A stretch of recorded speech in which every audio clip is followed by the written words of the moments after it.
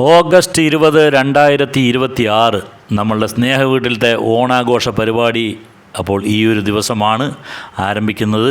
അപ്പോൾ ഇന്നിപ്പോൾ നമ്മളെല്ലാവരും തന്നെ ഇവിടുത്തെ അന്തേവാസികളും അല്ലാത്തവരും എല്ലാവരും തന്നെ കുറച്ച് നേരത്തെയാണ് എത്തിയിരിക്കുന്നത്, മുഖ്യ അതിഥികൾ ഒഴിച്ച്.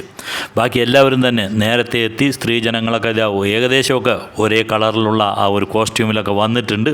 അപ്പോൾ എല്ലാവരും ഇപ്പോൾ ആദ്യത്തെ പടിയായിട്ട് ചെയ്യണത് എന്താണെന്ന് വെച്ച് കഴിഞ്ഞാൽ പൂക്കൾ, വരുന്നവർ മുഴുവൻ കുറേ പൂക്കളുമായിട്ടൊക്കെയാണ് വരുന്നത്. പലതരത്തിലുള്ള പല നിറത്തിലുള്ള പൂക്കളാണ് കൊണ്ടുവരുന്നത്. അപ്പോൾ ഈ പൂക്കളെയൊക്കെ ഇനി ഒന്ന് നേരാക്കി എടുക്കണം. എന്നിട്ട് വേണം നമുക്ക് പൂക്കളം ഇട്ട് അതിനെ ഒന്ന് ഭംഗിയാക്കി എടുക്കാൻ.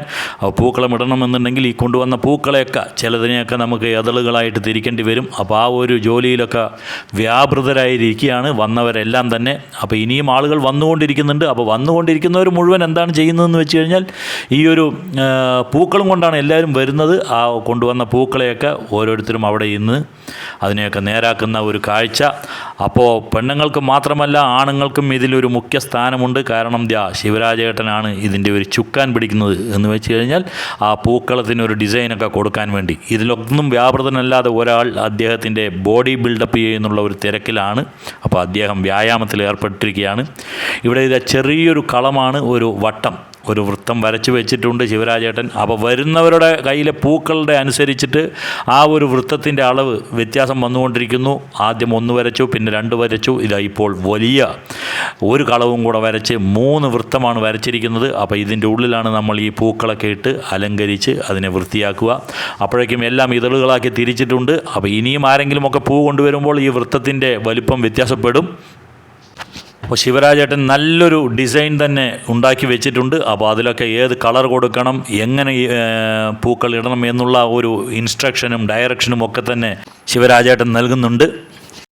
ഇനി നമ്മളുടെ കാര്യപരിപാടികൾ നടക്കുന്ന ഹാളിലേക്ക് പോയി കഴിഞ്ഞാൽ ഇവിടെ ഇങ്ങനെ കുറേ പാക്കറ്റുകൾ കാണാം. ഇതെല്ലാം എന്താണെന്ന് വെച്ച് കഴിഞ്ഞാൽ ഇന്നിവിടെ നമ്മളുടെ ഓണപ്പുടവ വിതരണം എന്ന് വെച്ച് കഴിഞ്ഞാൽ കുറേ പേർക്ക് നമ്മൾ ഇന്നിവിടെ വടവന്നൂർ സ്നേഹവീടിൻ്റെ വകയായിട്ട് ഓണപ്പുടവ വിതരണം ചെയ്യുന്നുണ്ട്. ആണുങ്ങൾക്കൊക്കെ ഓരോ മുണ്ടും ഓരോ ഷർട്ടും, അതേമാതിരി ലേഡീസിന് മുണ്ടും വേഷ്ടിയും, അങ്ങനെയൊക്കെയാണ്.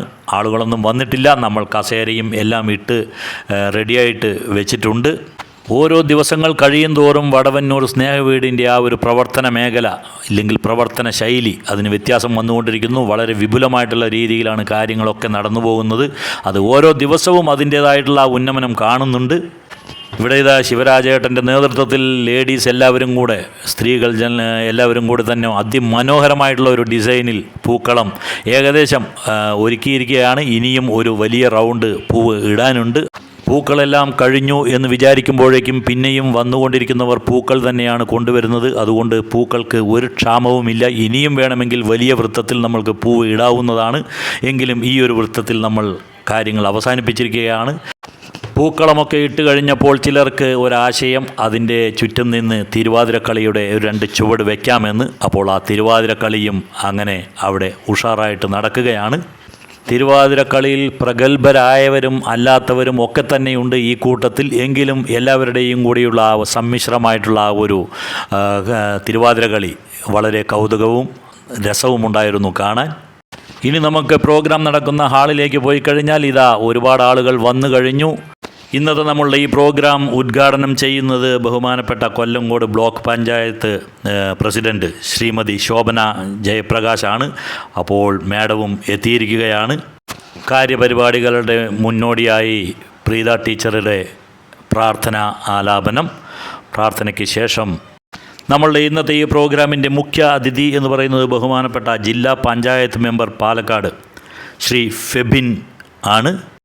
ഓണപ്പുടവ വിതരണം ആണ് ഇനി അടുത്ത ചടങ്ങ്. അത് നമ്മളുടെ ശ്രീ ഫെബിൻ അവറുകളും ശ്രീമതി ശോഭന ജയപ്രകാശും ശ്രീമതി വിൻസി വടവന്നൂർ ഗ്രാമപഞ്ചായത്ത് പ്രസിഡന്റ് എന്നിവരെല്ലാം കൂടെ നിർവഹിച്ചു.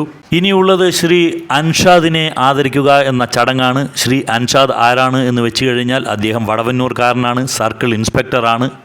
പക്ഷേ ഇതിലൊന്നും ഒതുങ്ങുന്നില്ല അദ്ദേഹത്തിൻ്റെ പ്രസക്തി. ഈയിടെ റിലീസായ ഉയിർ എന്ന സിനിമയുടെ കഥ അദ്ദേഹത്തിൻ്റേതാണ്.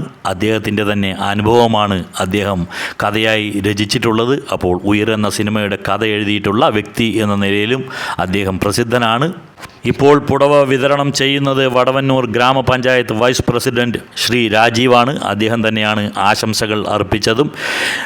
ഉന്നത വിജയം നേടിയ വിദ്യാർത്ഥികളെ അനുമോദിക്കുന്ന ചടങ്ങും നടക്കുകയുണ്ടായി. അതിനുശേഷം ഗാനാലാപനങ്ങൾ, മറ്റുള്ള നേരം പോക്കുകൾ എല്ലാം ഉണ്ടായിരുന്നു. ഇനി സദ്യയാണ്. ഓണാഘോഷ പരിപാടി എന്ന് പറയുമ്പോൾ അതിൻ്റെ ഒരു ചടങ്ങ് എന്ന് പറയുന്നത് സദ്യ തന്നെയാണ്. സാധാരണത്തേതിലും കൂടുതൽ ആളുകൾ ഇന്ന് ഊണ് കഴിക്കാൻ ഉള്ളതുകൊണ്ട് തന്നെ നമ്മളുടെ ഓഫീസ് റൂമിനെ പോലും നമ്മൾ ഇന്ന് ഡൈനിങ് ഹാളാക്കി മാറ്റിയിരിക്കുകയാണ്. അത്രയും ജനങ്ങൾ ഇന്ന് ഉണ്ട്. അപ്പോൾ ഈ സദ്യയും കൂടെ കഴിഞ്ഞാൽ നമ്മളുടെ ഇന്നത്തെ പരിപാടികൾ അവസാനിക്കുകയാണ്. എല്ലാവർക്കും നല്ല ഒരു ഓണം ആശംസിച്ചുകൊണ്ട് ഇന്നത്തെ നമ്മളുടെ ഈ ഒരു വീഡിയോ ഇവിടെ നിർത്തുന്നു. നമ്മളുടെ ചാനൽ ആദ്യമായിട്ട് കാണുന്നവർ ഇതൊന്ന് സബ്സ്ക്രൈബ് ചെയ്യുക. എല്ലാവരും തന്നെ ഈ വീഡിയോ ഒന്ന് ലൈക്ക് ചെയ്ത് ഷെയർ ചെയ്ത് മറ്റുള്ളവരിലേക്ക് കൂടെ എത്തിക്കുക.